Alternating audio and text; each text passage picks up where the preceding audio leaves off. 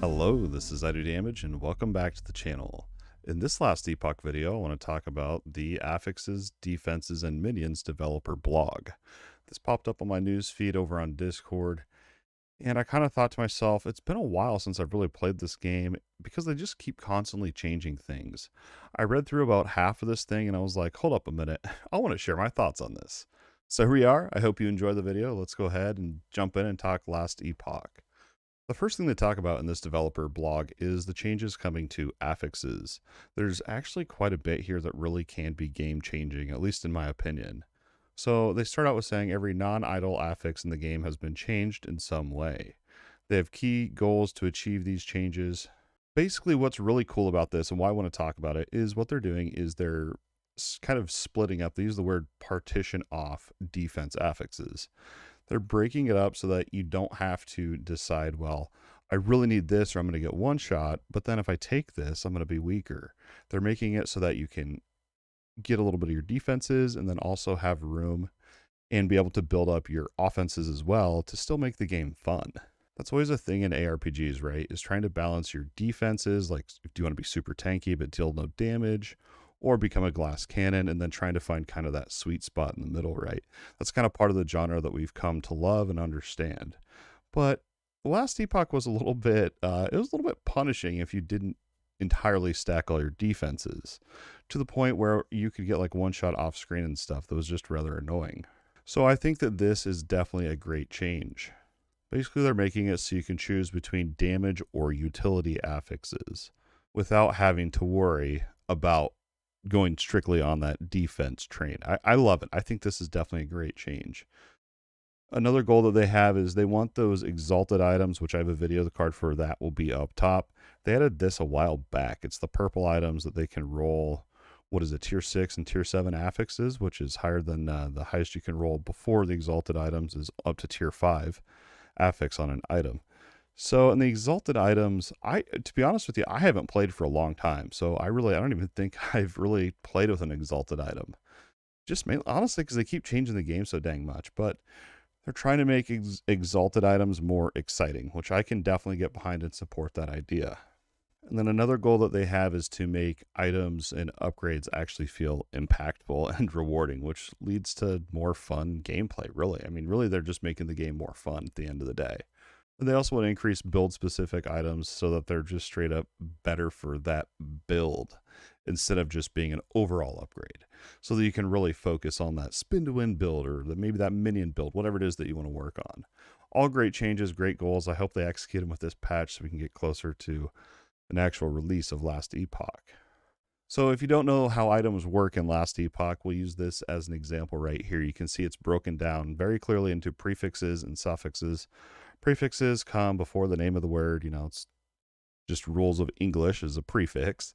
So you can see that we have the +2 to avalanche, and then we also have the increased cold damage. Those are our prefixes. Now our suffixes are cold resistance and endurance. So you can see on this item, the defenses are tied to that suffix. If I remember correctly, before you could get affixes that would roll on the prefix one. So it's really nice they're really separating these two just so you don't have to compete so much and really getting that perfectly rolled item. So they go on to say that the class-specific affixes have been moved from being suffixes to now prefixes. This is so that they don't compete with those defensive this is so that they don't compete with the defensive suffixes like we just talked about. Such a great change, man. Such a great change. So they're less likely to appear with the niche prefixes for different builds. Oh, and then this next part is talking about that +2, the plus level to a skill, so that +2 to avalanche. That's a new affix that's coming to the game, so you can actually level up that skill. I wonder if you're going to get more skill points, if you get like, +2 to avalanche, if you get more skill points to spend in that tree, I would assume so, but so these new affixes are called hybrid affixes. They grant one or more levels to a specific skill and a secondary benefit. So the increased spell damage would be the benefit on that one. Oh, okay, I see. So that they're useful even if you're not using that specific skill. So just because you have that, maybe you don't have avalanche, you still have 46 increased spell damage. That's still pretty useful, I would say. Okay, that makes sense. They are prefixes and they only appear on one class specific item. on one item slot. So if you get a class-specific item, remember a while ago they added in class-specific armor. If you get that, only one prefix can roll. So you can't get a double roll of hybrid affixes is basically what that's saying. I think that's actually a really good way to balance it. I mean, imagine if you could get 2 rolls of plus to a skill. That'd be crazy. It'd be a little bit OP. They are distributed, so you can only find these new hybrid affixes on body armor, helmets, and relics. So that's only 3 hybrid affixes you can find on your entire set of gear then. That's pretty crazy. We've added 9 new class-specific relics for each of the 5 classes, so 45 new relics with more class-relevant implicits. So this will open up more options throughout the game for exciting relic bases. So basically your relics are going to be really kind of what determine and kind of buff up your class. That's cool. I like that idea. That's cool. So they go on to talk about exalted items. We talked about this a little bit earlier. We talked about this a little bit at the start of the video. But they go on, I'll just kind of summarize this here and we'll go through it and share my thoughts. Exalted items have been a very strong entry into the rainbow of items for us. The item rainbow, they call it. I like that. That's really that's really cool. We would, however, like to make them stand out even more. Previously, there was no gap between a rolled tier 5 and a minimum rolled tier 6 affix. So basically what they're going to do is if it's a tier 6, it's going to be better than the tier 5. Even if that tier 6 range is on the crappier lower end of that tier 6 range, it's still going to be better than the tier 5. And that's really how it should be. So that's definitely a great change as well. I think, yeah, let's see. They said, where was it? As a benchmark, most tier 7 max rolls, which is like really rare, have been increased by 30%, making the max tier 7 roll twice as high of a max tier 5 roll. So it's quite the jump. It's quite the jump in power. Several hybrid affixes which had non-scaling portions now also have a nice surprise waiting at tier 6 and tier 7. So those will be the plus. Oh, okay. So you could break it up to like +4 or 5 on your hybrid affix. Is that what it's meaning for your skill? That's pretty crazy, dude. Now, I read and I was over on the DMGCREW Discord. I'm super pumped for this. And it's really, resistances and defenses have been a thing on Last Epoch that they've gone through a lot of changes during the game's life cycle. And what's it been, 2 years or something now in early access? So set resistances, if you don't know before, it was like glancing blow, for example, is one of them. And if you're not stacking and capping out your glancing blow, you were playing the game wrong. I mean, you would get one shot all the time. It's pretty bad. But this had this issue where glancing blow and other resistances and defenses took up so much space on your items that it was really hard to get other offensive or more, fun affixes on your items. So this is a great change. This is going to really feed into that fun factor for Last Epoch. So set resistances weren't quite meeting the design goals that we intended them to, with so many affixes getting moved into the prefix slot, which remember now they're going to be in the suffix slot. We've decided to do away with set resistance affixes altogether. I'm so freaking pumped for that, man. So for the time being, we have removed set affixes. They'll bring them back because it is kind of a unique idea, I think. We still like the idea and believe that it'd be an interesting mechanic that might be brought back in the future. The current implementation only works for a narrow range of stats, and the set resistance affixes just felt necessary rather than flavorful. That's what I was saying. I agree 100%. This means that instead of the set bonuses being cool and interesting options, they were just a mechanic that added complexity without depth, right? To make resistances still possible to cap without dramatic affix investment. This is what I was talking about, where you had to really, really invest into that defense stat, and it just took away from those other offensive and more fun stats.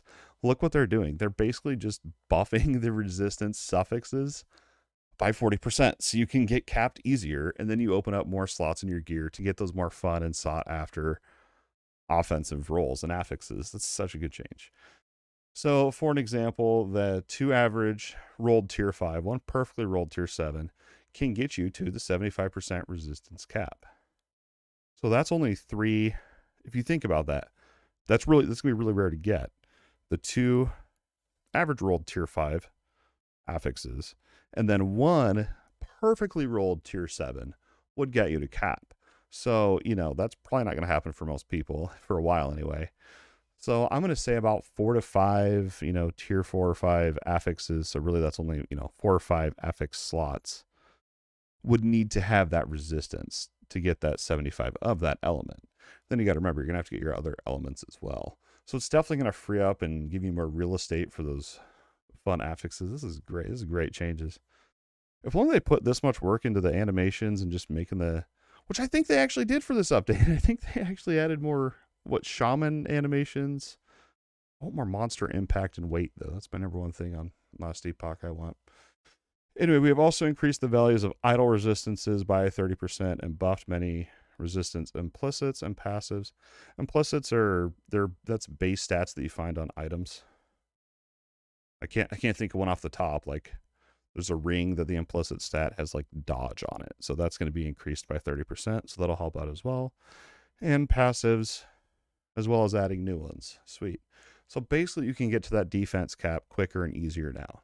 Such a great change, man.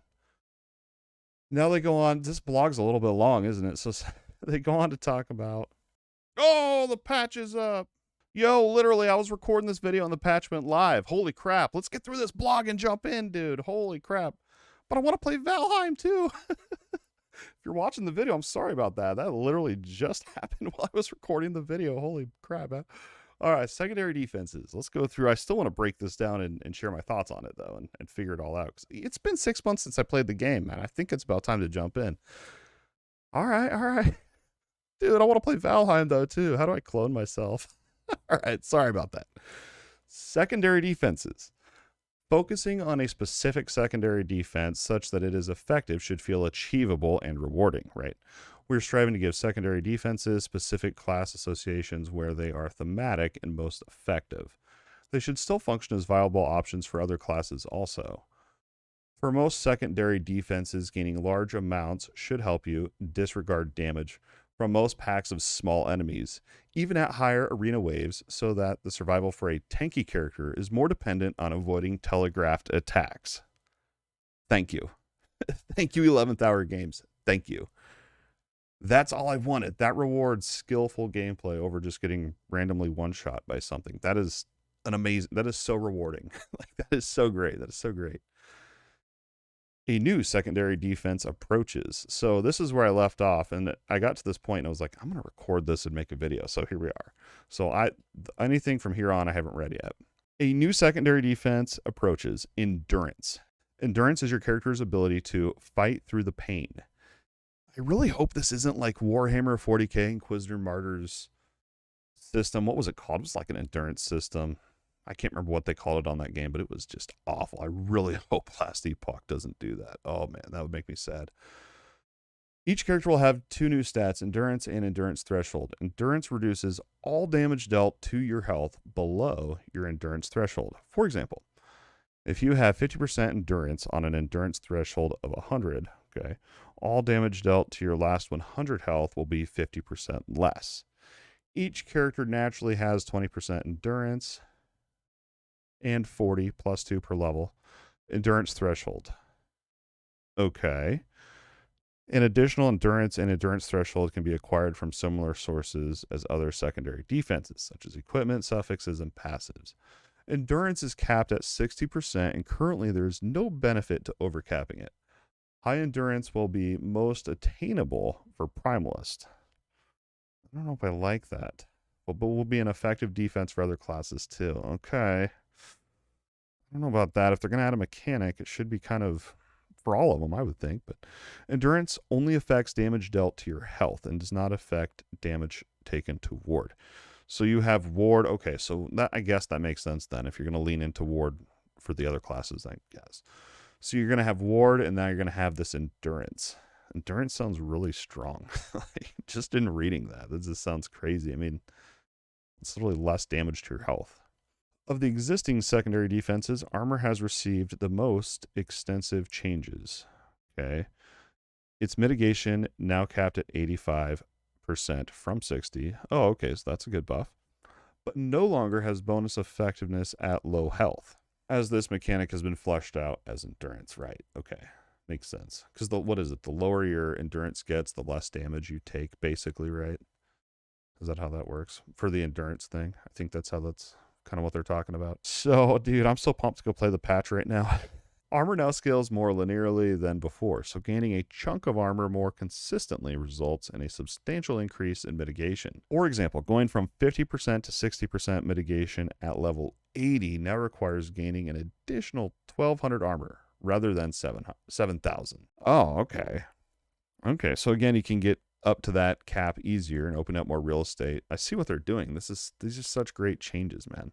In order to bring back a little more flavor to armor and to direct its effectiveness against the physical melee hits that many of its primary users receive more frequently, it is now only half as effective against non-physical damage.